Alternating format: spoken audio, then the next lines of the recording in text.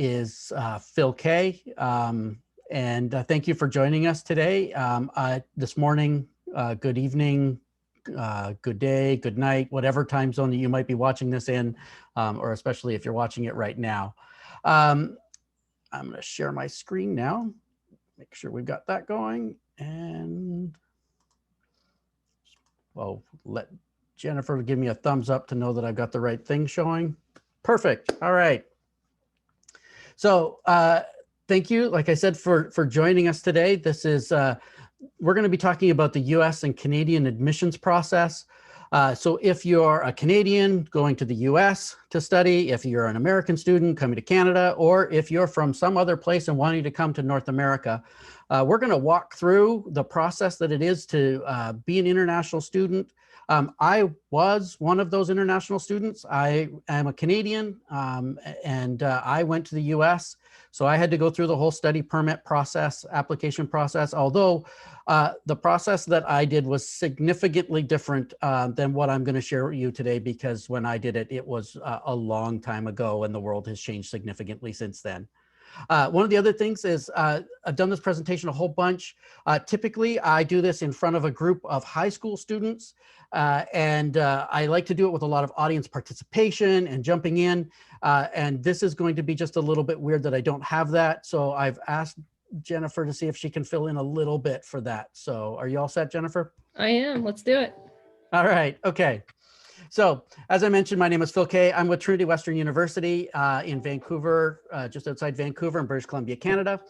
And I am also on the NACAP board. I've done several trips with NACAP and on my own around the world, presenting about the US and Canadian admissions process. All right. So first thing you do when you're looking at the US or Canadian admissions process, what's the first thing you're going to do? Research? Yeah, exactly right. There it is, research. So like I said, normally we have lots of people doing, asking for those types of things, like students jumping in and mentioning the right thing to do. The first thing to do is definitely research.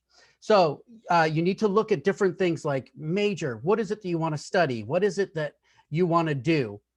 One of the things I will mention to you as you're thinking about this right now, often you're going to get the advice that says that you should major in something that you do well and that you enjoy doing. And I absolutely agree with that. However, I would make one little caution. Sometimes the things that you really enjoy doing are actually better off as hobbies, not necessarily as a job. I really love hiking in the woods, but if I had to do that for a job, I am not sure that I would enjoy that 5 days a week. I'm not that it's my afternoon, it's my weekend activity. Other things you want to research are like, is the school accredited? Does it come with lots of, with the right type of, is it going to get you the job that you're going to want? Is it a respected institution? But there's a whole bunch of other things that you need to research when you're looking at your school, the school that you want to go to. Location. Do you want to be near an ocean? Do you want to be near mountains? Do you want to be in the middle of the country? Do you want to be in a city? Do you want to be outside of a city? There are tons of things, like just where is it that you want to be, that you've got to think about. What other local connections? If you're traveling a long ways away to go to school, are there family? Is there a church? Is there other things that you know about that's going to help you as you study at this place? Think about those types of things as you're doing your research. It's not just about major. It's not just about accreditation. Athletic teams, clubs, all those sorts of things that you've got to spend some time doing some research on. And it is so easy to do research right now. Especially in this time with COVID, we've learned that we can do a lot of things online. And so you can actually do a lot of search online. And I'm going to point out a great spot to do that right now. Myblueprintstory.com, 280 majors, 190 schools, one place. Go there. You can filter in by location. You can filter by athletic teams or majors, or a lot of those things that I said to take a look at are the things that you can research. And make sure you research a lot. Typically, people have one or two schools in mind. perfect, that's fine, but you should research 20, 30, 50, maybe all 190 schools or even more. The reason why you're going to want to do that is there are schools out there that you have not heard about that actually might be the right one for you. Sure, maybe your mom or dad didn't go there or your friends aren't planning on going there, but it might actually be the perfect place for you and you just haven't heard about it yet. So hop on Google, do all your searches, just start typing random things in, and you might find the right one. I was just talking with one of our graduates just this week, and she just typed in mountains and Christian college, and a few popped up, and she ended up coming to our school, and it worked out really great. But she didn't even know that we existed before she did that really simple search. So make sure you get in and just look at a lot of different places to keep your options open as much as possible. This phase of the process is to really go through and just open as many doors as possible. If you keep things really narrow, then it makes it a little bit harder to actually even know what's possible. All right, so the very first thing we did was what? Research. Right, got it. Okay, so research. By the way, I'm going to go over, there's 4 major things that you need to do, and we're going to hit those really hard. So even if you forget some of the things in the middle, you want to remember the 4 things. So the first thing again was research, and the second thing, what do you think the second thing you need to do is? Apply. Yeah. I know I put the slide up. I'm helping making sure I get the right answer every time I ask for it. So first thing to do is research. The second thing you're going to do is apply. And if you look at the slide that we've got here, we recommend applying to 3 to 5 schools. Pick your top 1 or 2, and then pick some of those crazy ones out there maybe that you just think might be a possibility. Why 3 to 5 schools? Whenever I ask that question to the group of high schoolers that typically sit in front of me, the answer is, well, what if you get denied from one of them? That might happen. It's probably unlikely because you probably will have looked at their admissions requirements ahead of time. The reason is right now, just keep your doors open. It is amazing what happens as you continue to walk through the process, how one school will rise above the other, and you don't know if it's your top 1 or 2. It might be your 3rd or 4th one, or maybe even that 5th one that's on there. So keep as many doors open as you can possibly do at this point. I mentioned application fee here, and we'll talk about that as we continue on down here, but many schools will have a free application. If they do have a fee, ask somebody. Just ask somebody if you can get that waived, and they may actually waive it for you. Can't hurt to ask. If they say no, well, you pay the thing anyway. But if they say yes, you've just got a free application.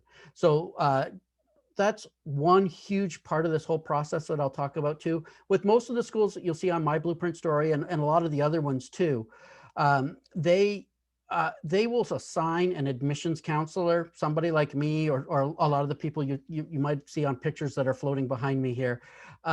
Their job is to help you through the process, and they are there to answer questions and to help you.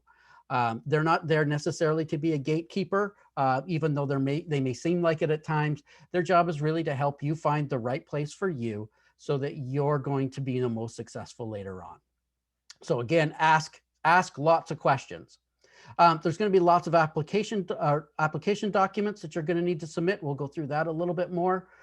Typically, if you are looking at a U.S. school, most people are applying to that just at the end of their junior year, the summer, just after their 3rd year, grade 11 year, or just at the very start of 4th year. Canadian students, if you're applying to a Canadian institution, most of those students will actually begin their application process in December or January of their 4th year, senior year, grade 12, whatever you call that in your high school.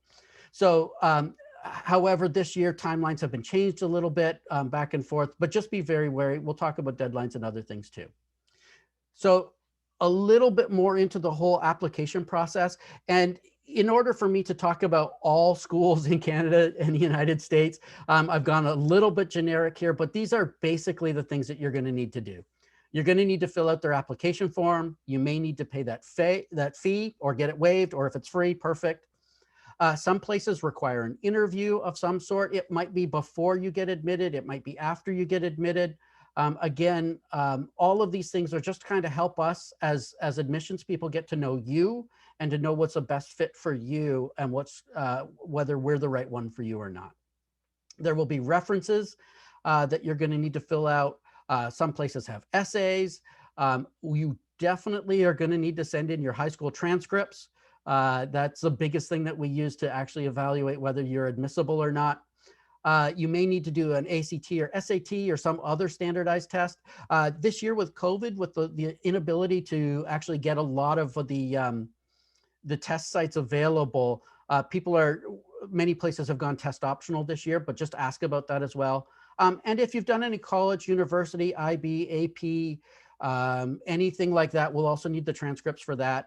And if English is not your first language, you'll probably have to get TOEFL or IELTS or Duolingo results off to the school as well. Quick topic about the essay. You'll get essay topics. I mentioned grammatical requirements in there. Do your best with the grammar.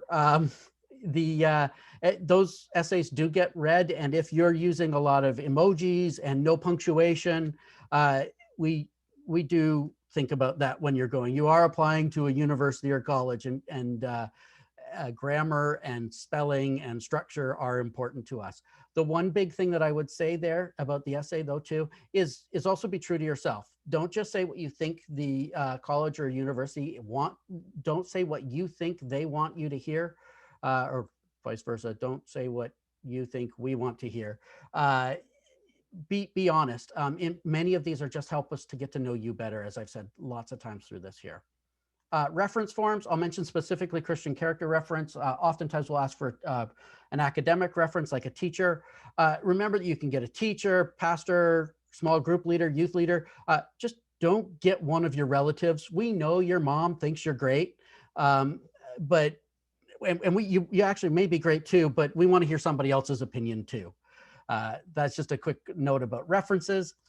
There are lots of ways for sending in your documents. Most often right now, people are taking electronic, so PDF versions. In some cases, you can even take a snapshot of your grades and email that picture from your phone.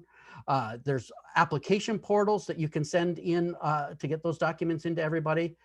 Just track it yourself.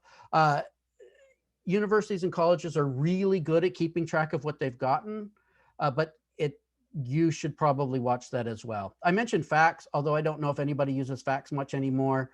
The other thing is put your full name on everything. You may have a very unique name, but the world is a big place, and you'd be surprised at how many people may actually have the exact same name that you do. So full name on everything. And at some point, we are going to need the official documents. So those high school transcripts, college, university transcripts, test scores, passport. We're going to, especially high school transcripts, test scores, we're going to need those directly from IELTS or Duolingo or from your school, just to make sure that those things are all in good order. I mentioned timelines real quickly. If you're applying for a fall semesters typically start in August or September. You're going to want to get your applications in, at least started by January 1st in most cases. That's not a hard and fast rule, but it does make sure that you've got enough time for a lot of things, because not only do you have the application review process that you're going to need to go through, you also have visa processing if you're going to be traveling to those countries. And this year in particular, I know visa processing times have been significantly longer than they have been in the past. That estimated 6 to 8 weeks for most places, that was pre-COVID. That number has doubled or tripled for most things right now. So if you haven't started your application, use the next couple of weeks to get that going.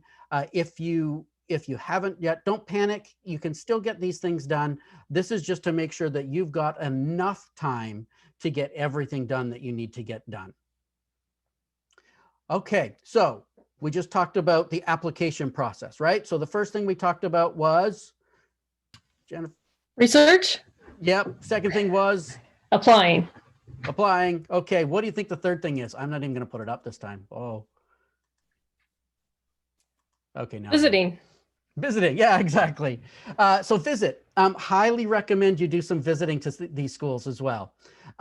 Pre-COVID, this would have been really hard for an international student potentially to actually visit schools, although we do know of people who are taking summer vacations pre-COVID to go and visit three to five schools. Again, recommending 3 to 5 schools, maybe even someone that you didn't apply to visit. Visiting is really important because you get to understand the heart and soul and character of an institution, and everyone is just a little bit different. Sure, you may have you've done some great research, but once you're actually on campus, it does feel a little bit different. Watch for any visit events. There are tons of virtual ones happening right now on all of the campuses. Make sure you go to those. Go to lots of them. Like, it's not hard to do that anymore, and you're also not giving up lots of times those visit events were full weekends. Now they're down to an hour, hour and a half in lots of cases. So you can visit a lot of them. Normally, when I would do this presentation, I would say, so what are some of the other ways that you can do visiting? Those other activities are now normal. There's virtual tours. Again, I've got a link down here at the bottom, myblueprintstory.com/virtual-tours. There are hundreds of virtual tour links on there, so you can go and look at schools. Make sure you check out the dorms. Make sure that you ask things about safety, security, dining options. I would definitely ask to see if you could talk to a current student or a faculty member. Probably for reasons that seem a little bit less obvious to you right now. Ask the faculty member about the food on campus, because college students are required by law to say that the food on campus is horrible. Not really, but that's just, it seems to be consistent. Just about every college kid you ask, how's the food on campus, they say it's bad. But if you ask a faculty member who eat at the same dining facilities, they may give you a different answer. So that's a really good thing to ask. And ask the students about who's your favorite faculty member. Because if you ask the teacher, the professor, they're going to say, of course, themselves. But if you ask a student, you may get some really good different answers.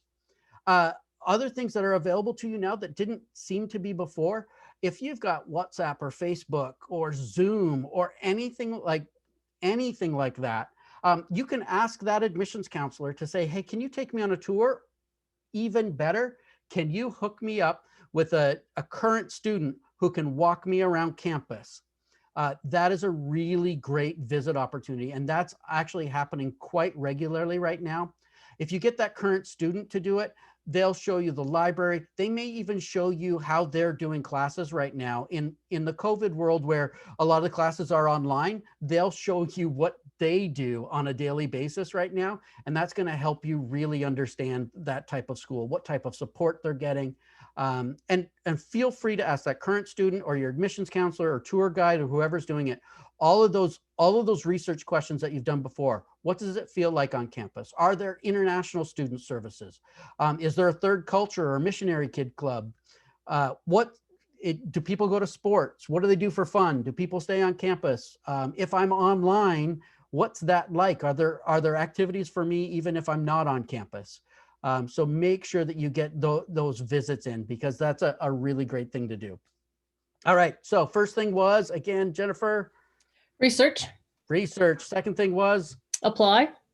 Third thing was visit. And the last thing is, actually, I'll help you. It's decide. You actually have to decide where you're going to go. Because remember, we researched a couple dozen schools, maybe even more. We applied to 3 to 5. You've been offered admission to quite a few of those, but then you actually do need to decide down on which one you really want to go to. Often the way they do that is by asking for a deposit or something like that. After you've paid a deposit, things like dorm assignments, class registration, visa applications, that deciding, that confirming that You're My School is the one that kicks off of all of those other activities. Typically for an American college, May 1 is that you need to decide by May 1.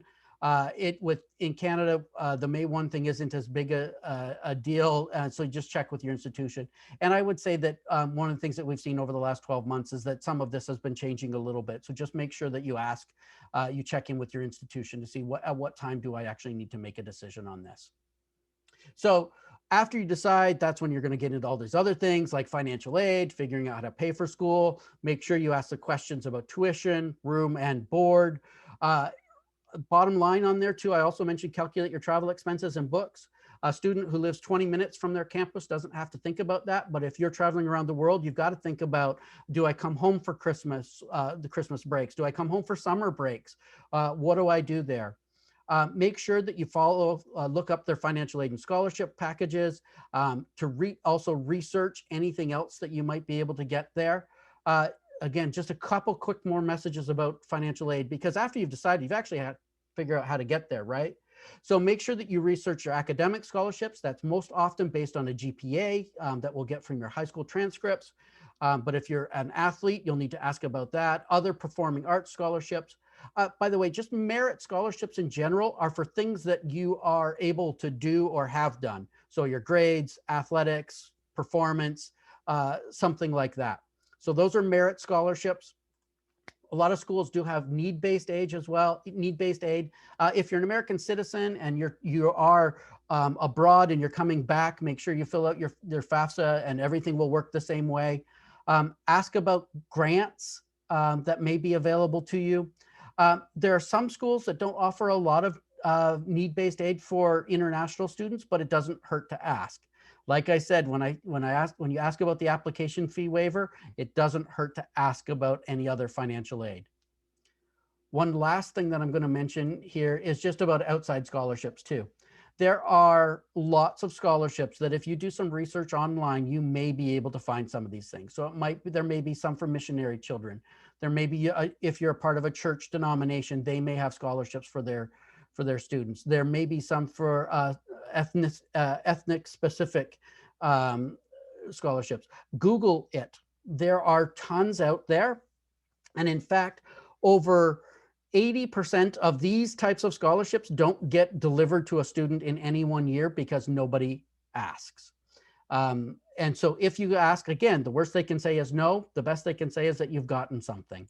I've always challenged any student that I talk to that if you spent the amount of time that you would spend on a part-time job through your grade 11 and 12 year just researching and applying for scholarships, if you did that through grade 11, grade 12, and your first 2 years of your college experience, you could raise enough money that way to actually pay for everything. I've had nobody actually take me up on that full 4 year. My niece was the closest. And one of the stories that I gave, she got a $5,000 scholarship because she played the flute. She was doing psychology at her university. She wasn't even doing a music degree, but nobody else applied. And in her high school band, she played the flute. And since nobody else applied, she got the $5,000. And so again, apply everywhere. The worst you can get is no. In fact, you'll get a lot of no's. But when you do get a yes, it's going to be $500. And let's say you spent, 10 hours searching and got no's in a whole bunch of spots and then got one $500 scholarship. Well, that's still $50 an hour. That's still that's a pretty good payoff that a lot of people would really like to get. Okay, so again, there were 4 things in particular that we really wanted to talk about, and I hope you remember, and I know I went through this really quickly, had 20 minutes to do this, but if you don't remember anything else, it's those 4 steps. Okay, Jennifer, can you help me with this? The first one is? Research. Research. Second thing? Apply. Apply. Third? Visit. Visit. And the last one? Decide. Decide. All right. So I hope this has been a pretty big overview of everything about the US and Canada admissions process. It does seem a little overwhelming at first, but if you do those 4 things pretty much in that order, you're going to be well set up for studying wherever you're going to be. And we'd be glad to have you here in Canada, the United States, from wherever you are. International students bring such a wealth of experience to our institutions. We really like international students to come to us, not only because you get to experience something different, but our students from our native countries actually get to experience your culture through you. And that really helps out our institutions significantly. So we will do whatever we can to make sure that if you're qualified to make sure that you're going to be successful with us and that you'll go away academically trained, developed spiritually, and grow as a person too. So that was about 25 minutes, 24 minutes of a whole bunch of information. So there may be questions now. I'm going to stop sharing, and then we can answer some questions live here if there are any.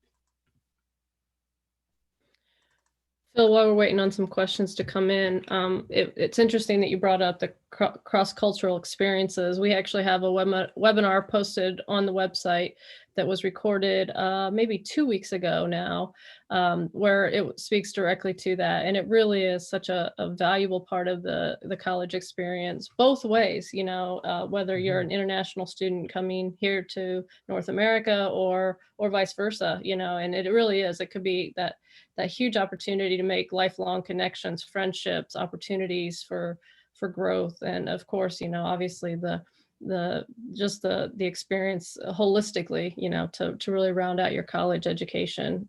So yeah, I really hope that I know we don't have a lot of people live right now during this because of the time zones, but it's always nice to at least throw that out there and hope that resonates and people will go back and watch that webinar on recording just as much as they will this one.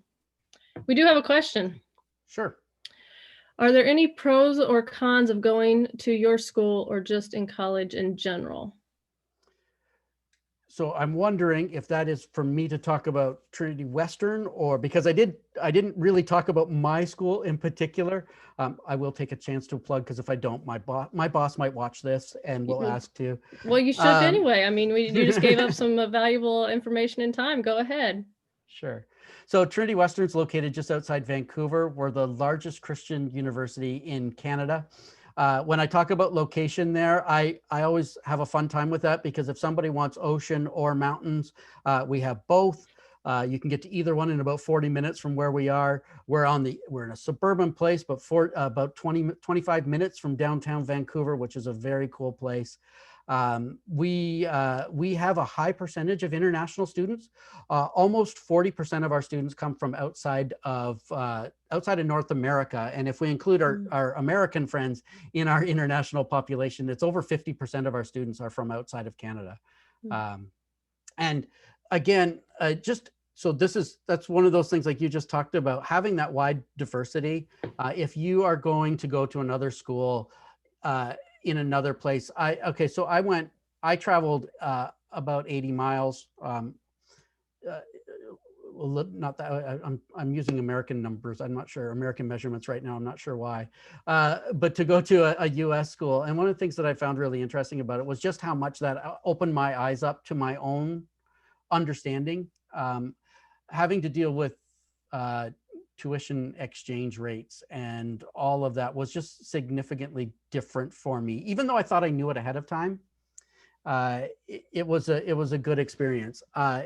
Were I to do it again, I would love to look at someplace even further abroad. If of course I didn't choose the school that I'm currently working for. But there's some really good reasons for a lot of different places. Again, I have lots of pictures zooming past me here. There were 13 other schools or 12 other schools that I traveled with last year. And I got to learn an awful lot about them and their unique things.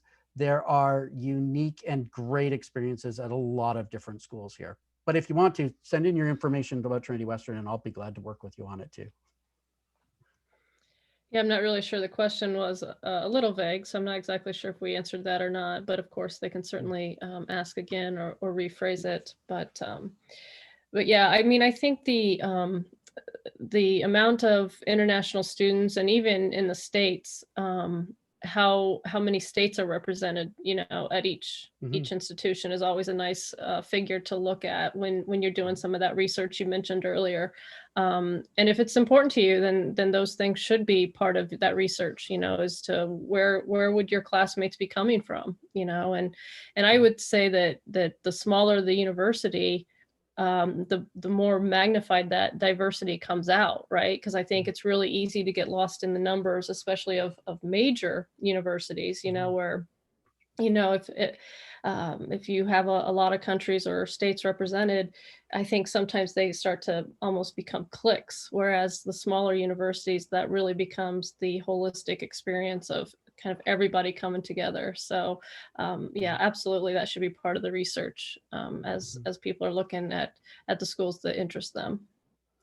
Yeah, and you mentioned just a couple things in there that I probably should highlight too. The research this year is different than it was last year. You are more able to do individual research on institutions right now, but questions like what's online like? Can I Mhm. study online from my home country for a year or two before I come? You're going to need to ask some of those questions right now. Uh, what I will say is that every admissions office wishes they could give a direct answer. Are we going to be online in the fall? Are we going to be it? And it's really hard to give that right now. The situation has been changing for everybody. The development of vaccines, we still don't know exactly what that's going to be like, but ask. They will give you the best answer that they can give right now, but do expect that that's going to change. So keep asking. What's it going to look like? Those are you know can I come is one of those big things. And if I still want to go to your school, can I study online? Is the next biggest thing to ask. And that's a thing that was never part of my presentation before this year. Yeah. Well, the beauty of this is, I mean, even those students who are going to graduate here in the next 6 months, a lot will change in those next 6 months for sure. And to your point, the answer to those questions today will not necessarily be the answer as we near that May 1st deadline for the states, or even towards the summer months as things progress. So yeah, I definitely encourage students to think about that and certainly research that. It should be part of the ask now, even if the answer will change, but it never hurts for sure to kind of set up multiple, possibilities. To your point, maybe you want to do that 1 year online before you move, just to let this COVID thing settle down a little bit or whatever. So it's an interesting time to be in the college world and the college search field right now. Yeah. I feel fortunate that the Canadian government's actually been really good for our international students. They've bent over backwards to make sure that things are still possible. Maybe not in the way that we had hoped, but at least still possible to continue to move. So I realized I didn't put my email address up anywhere here. If anybody wants to get in touch with me and ask questions about the whole process, about Trinity Western, or about any of the schools that are on my blueprint story, I have friends at many of them, and I can put you in touch. So my email address is phil.kay@twu.ca. I'd be glad to answer any questions that you might have about the process, about what my own experience. If you want me to put you in touch with somebody else who can give their experience as well, I can do that as well. Yeah, absolutely. And, for those who have questions beyond what maybe Phil can answer, again, myblueprintstory.com has a contact link as well. So hopefully we can hook you up with anyone else who might be able to answer those questions as well. Well, we are finished with our time today. So thank you so much, Phil, for doing this and providing your expertise. And like I said, I think this video will have a lot of views over the coming months as it's posted. And the booths are live right now, so students can go and interact with a lot of colleges that have booths during the virtual college fair. So the way you registered for this webinar to attend is also the way you can link back into the International Virtual Fair event going on now, and actually most of today. So for I think the next 5-6 hours even. So we're again, thanks Phil for doing this. I appreciate it. Thank you, Jennifer, for standing in for my normal group of high school students. You did a fantastic job. And I'll be at the Trinity Western booth for a little while today. I'm going to be signing in there right as soon as we're done here. So thank you, everybody, for listening. If you're watching this later on, thank you for tuning into this. And again, appreciate you digging into this process, which can seem overwhelming, but really it boils down to 4 things: research, apply, visit, and decide. Thanks, Phil. Thanks.